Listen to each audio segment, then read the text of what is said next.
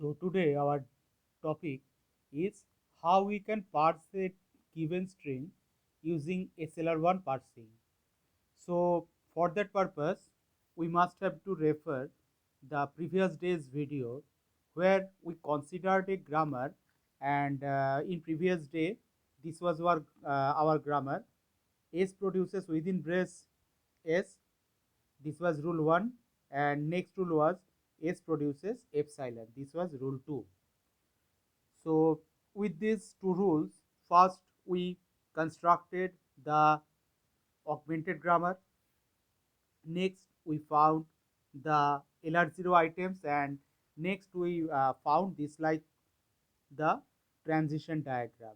All of these been discussed in the previous day's video, and with the help of this transition diagram we found this like of table. This was the parsing table.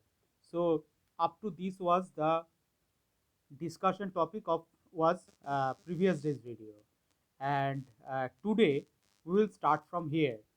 That today this given grammar is in our hand, and we have this parsing table.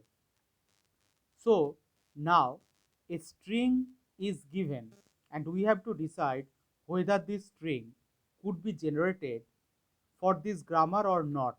Means whether the string is valid for this grammar or not. Let's look with the help of this parsing table how we can do this in SLR1 parsing.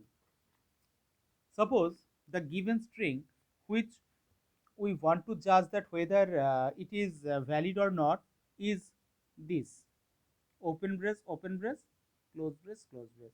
So this is the string.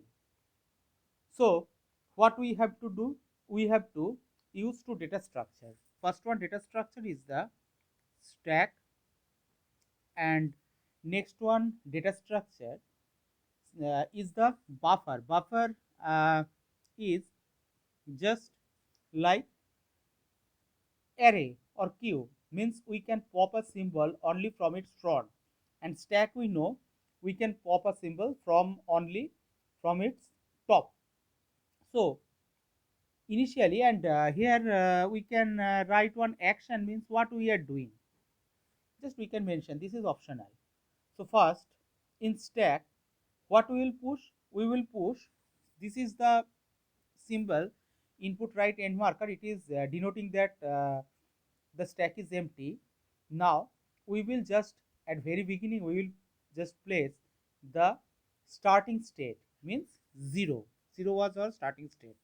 So this is now at the top of the stack, and in buffer what we will do, we will place the string which we want to parse, followed by the input right end marker.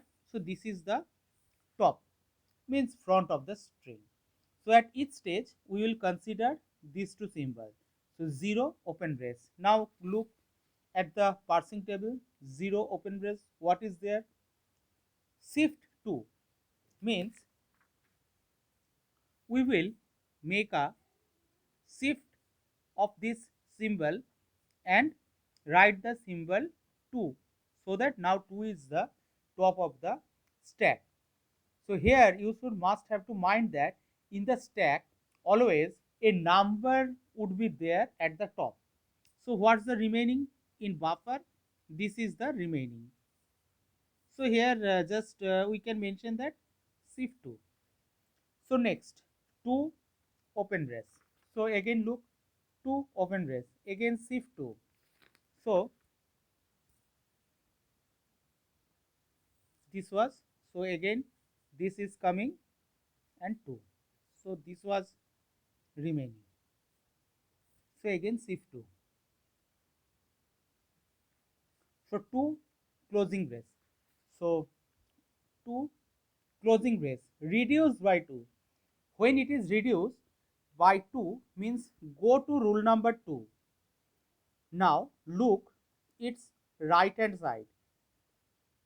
If its length is L, then from the stack pop 2 into L number of elements. Means suppose it's your right hand side has 2 symbols, means its length is 2. So pop from the stack 2 cross 2 means 4 symbols. So here right hand side has length epsilon, means length 0. So we have to pop 2 cross 0 means 0.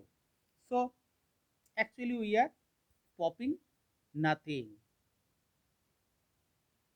So this next we have to push now the left hand side of the rule. So what is the left hand side of the rule? S. So S is coming here. Now I have told that at the top of the stack there should be a number. So what number? So we have to judge this upper two thing 2s. Now in 2s, look, there is 3. So we are putting here 3 and buffer is not being changed anyhow. So here reduced by 2. Now 3 is the top. So 3 closing. So in 3 closing, shift 4. So uh, I am writing it up. So shift means this is coming and 4. So buffer is this. So here shift 4. So 4 closing brace. What is there? Have a look. 4 closing brace. Look, rule 1. So what is your rule 1? This one. So it's right hand side length 1, 2, 3. So length is 3. So we have to pop how many? 3 cross 2 means 6 symbols we have to pop. So 1, 2, 3, 4, 5, 6. Obviously after pop out the symbol, uh, which will be at the top will also be a number. This is quite obvious. So here next we have to push left hand side of the rule. What is its S? So S. Now 2S, because here we have not got any number at the top, so we have to push any number. So 2S. What is there at 2S? 2S. It's 3. So 3 is at the top. Now, so reduce by 1. Now 3 closing brace. So what is there at the 3 closing brace? 3 closing brace. S4 means shift 4. So it's coming and 4. So actually our buffer has got empty. So it's shift 4. Next $4. What is there at $4? $4. Again reduced by rule 1.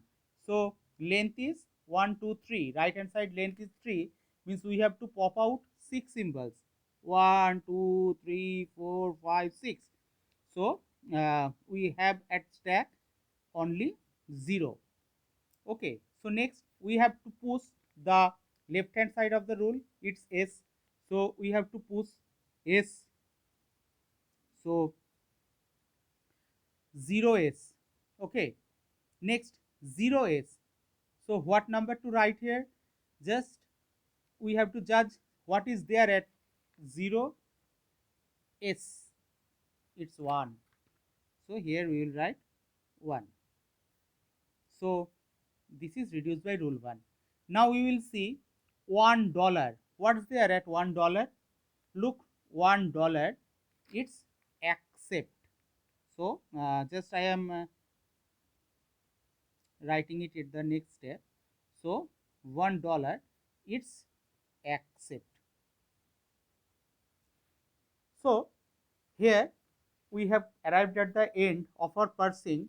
So we are getting as action accept means this string is being accepted by the grammar, or this string is valid for the grammar. So in this lecture we have discussed that how we can decide if a string is valid for a given grammar or not, provided we have already constructed the parsing table for SLR method. So this is all. Okay, thank you.